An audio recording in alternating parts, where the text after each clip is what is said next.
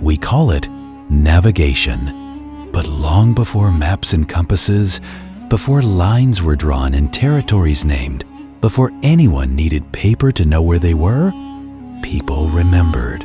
They remembered in stories, in songs, in the shape of the land itself. And then, almost without warning, that memory was replaced, not because it was inferior, but because those who carried it were silenced.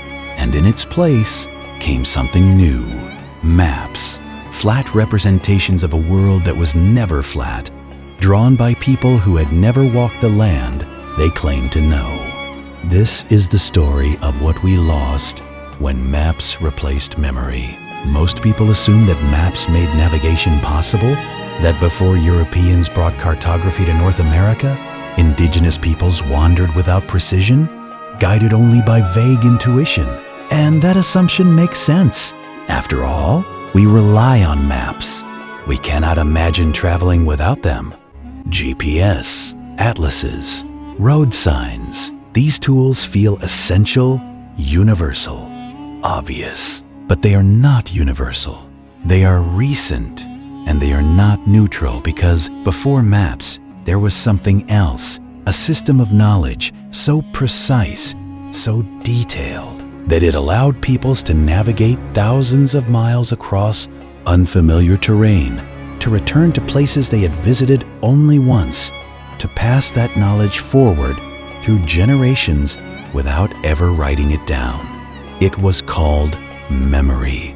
And it worked. The year is 1680. The place, the Great Plains, stretching from the Missouri River to the Rocky Mountains, a landscape of grass and sky so vast it seems to have no end. A young Lakota man is preparing for his first long-distance journey. He will travel with his uncles to a trading gathering several hundred miles away, through territory he has never seen. He has no map, no compass, no written directions, but he is not lost. His uncles have taught him to navigate by landmarks, specific rock formations, the shape of distant hills, the way rivers bend. They have taught him to read the stars, to feel the direction of the wind, to notice the plants that grow only in certain places, and they have taught him songs. Songs that encode the route in rhythm and verse, each stanza marking a stage of the journey, each image a mnemonic for what to watch for next. The song is a map, but it is more than a map. It is history, story, and instruction, all at once. And it lives not on paper, but in his memory. This is not primitive. This is sophisticated, and it has been practiced across North America for thousands of years. Indigenous navigation systems were based on deep observation and accumulated knowledge. The Inuit of the Arctic could navigate featureless expanses of ice by reading wind patterns, snow formations, and the behavior of animals. The Polynesian navigators who reached the Pacific Islands using similar techniques are now recognized as some of the most skilled sailors in history. Indigenous North Americans were no different. Trade routes stretched thousands of miles, connecting the Gulf Coast to the Great Lakes, the Atlantic to the Rockies, and those routes were not marked with signs. They were encoded in memory, passed down through oral tradition, reinforced by repeated travel, verified by those who had walked them before. When Europeans arrived, they did not understand this system. They saw people traveling without maps and assumed they were wandering. They saw oral knowledge and assumed it was unreliable, but the opposite was true. Memory-based navigation was more adaptable, more resilient, and often more accurate than early European cartography, which frequently depicted coastlines incorrectly, placed rivers in the wrong locations, and invented entire mountain ranges that did not exist. The difference was not in precision, it was in method. and in what each method valued. Imagine an elder woman in the year 1750 teaching her granddaughter the song of a journey she will one day take. They sit by the fire. The girl listens as her grandmother sings, a melody that moves like the path itself, rising and falling with the terrain, pausing at significant landmarks, shifting tempo where attention is required. The song is not just directions. It is a narrative. It tells the story of those who walked this path before, why the journey matters, what dangers to avoid, what resources to look for. The girl will not write this down. She will carry it in her mind, and one day she will teach it to her own grandchildren. This is how knowledge survives, not on paper that can be lost or burned, but in memory that is practiced, repeated, kept alive. She does not know that within a generation, maps will begin to replace this system, that the routes her people have traveled for centuries will be redrawn by outsiders, renamed, claimed as discoveries.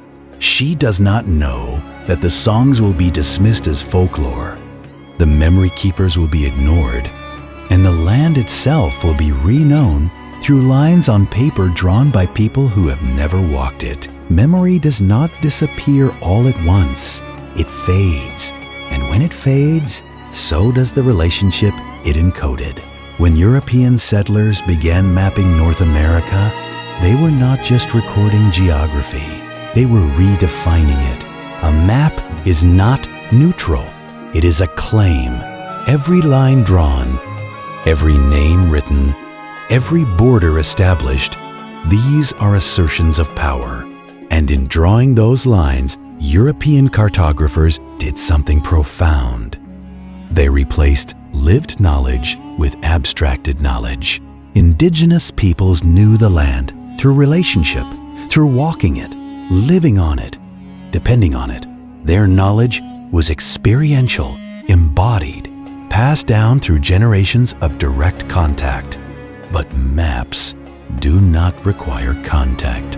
A cartographer can draw a map of a place they have never been, based on reports from others, based on assumptions, based on what they believe should be there.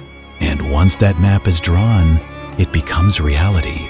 Not because it is accurate, but because it is official.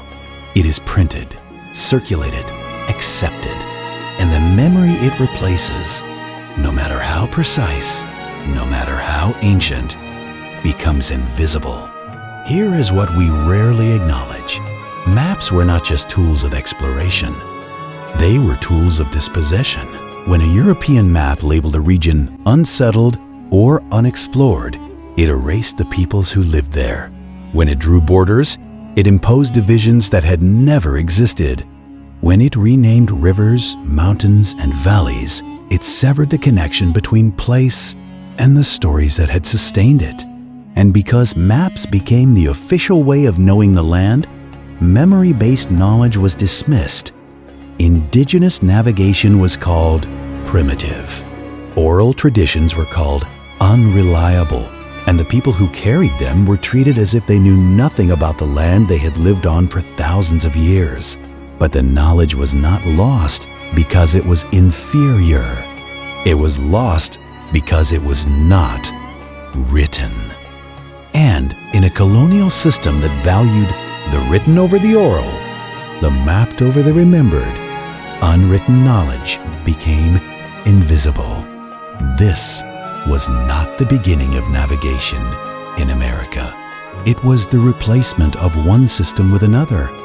And in that replacement, we lost something profound.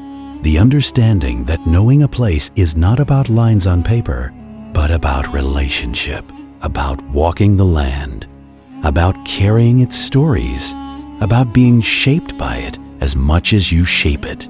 Maps turned the land into property, but memory kept it alive. Today, some indigenous communities are working to reclaim and revitalize traditional navigation knowledge. Elders are teaching the songs again. Young people are walking the old routes. Oral traditions that were nearly lost are being recorded.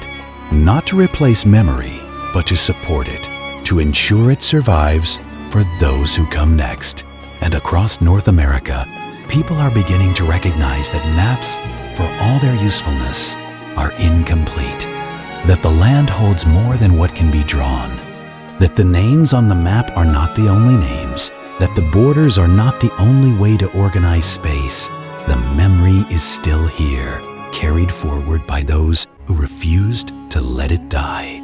We call it navigation. But now you know it was never just maps and compasses.